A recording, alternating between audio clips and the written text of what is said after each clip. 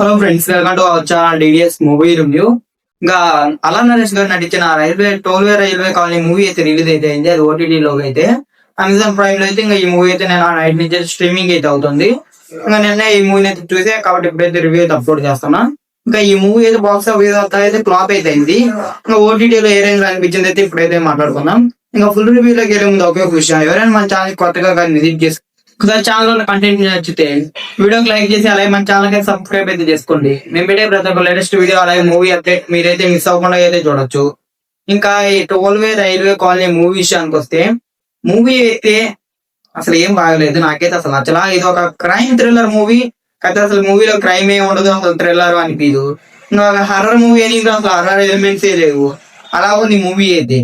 అంటే ఇది horror scenes అంటే ఇప్పుడు హర్రర్ టైప్ ఆఫ్ మూవీ ఇది. ఒక అది హర్రర్ సీన్స్ అనేది ఒకటే ఉండదు, అండ్ థ్రిల్లింగ్ ఎలిమెంట్స్ అనేవి ఉంటాయి, కానీ ఒక్క థ్రిల్లింగ్ ఎలిమెంట్ కూడా ఉండదు. ఇంకా క్రైమ్ సీన్స్ కొన్ని ఉంటాయి, అయ్యే అసలు క్రైమే అనిపించదు.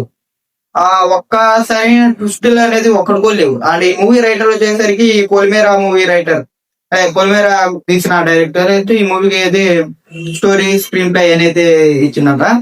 కాకపోతే ఆ పొలిమేరా మూవీ అనేది సూపర్ గా ఉంటది, కాకపోతే దీంట్లో అయితే స్టోరీ లేదు, ఏమీ లేదు.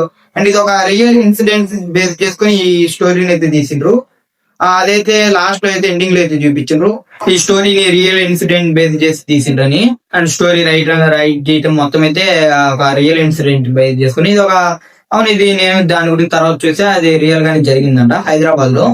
సో ఇదైతే మాత్రం స్టోరీ అయితే అంత ప్రెడిక్టబుల్ గా ఉంటది, మొత్తం స్టోరీ మొత్తం ప్రెడిక్టబుల్ గా ఉంటది. మనకి ఎక్కడ అంత థ్రిల్లింగ్ అనిపించదు, ఎక్కడ సరైన ట్విస్టులు అనేవి ఒక్కటి కూడా తెలియవు మూవీ మొత్తం మీద కూడా. పర్ఫార్మెన్స్ వైజ్ అయితే కొద్దిగా బెటర్ గానే ఉంది, కానీ అలా నరేష్ గారి మిగిలిన యాక్టర్స్ ది ఇంకా టెక్నికల్ గా కూడా అయితే ఏం అంతగా ఏం లేదు. సినిమాటోగ్రఫీ కానీ స్క్రీన్ ప్లే కూడా ఏం అంత అనిపించలేదు. ఇంకా బ్యాక్గ్రౌండ్ స్కోర్ కూడా జస్ట్ ఓకే అనిపిస్తుంది, అంతకుమించి ఏం అనిపించదు. ఇంకా సౌండ్ సెట్టింగ్ ఇవి కూడా అయితే ఏమి అంతకైతే అనిపించలేదు నాకైతే, జస్ట్ ఒక యావరేజ్ గా అనిపిస్తుంది. ఇది టెక్నికల్ వాల్యూస్ చూసుకున్నా కానీ ప్రొడక్షన్ వాల్యూస్ కూడా అయితే అంత ఏం లేవు, నార్మల్ గానే ఉన్నాయి ప్రతి ఒక్కటి.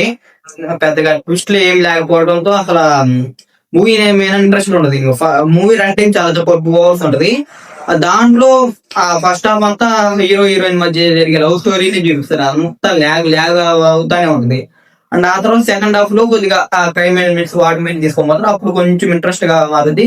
కాకపోతే అది కూడా చాలా ప్రెడిక్టబుల్ గా అయిపోతూ ఉంటాయి, అంటే వచ్చే సీన్స్ అన్ని కూడా పెద్దగా ఏం అంత అనిపించవు. కాబట్టి మనకైతే మూవీ ఎక్కడ పెద్దగా అయితే ఏం నచ్చదు, అంటే నాకైతే నచ్చలేదు.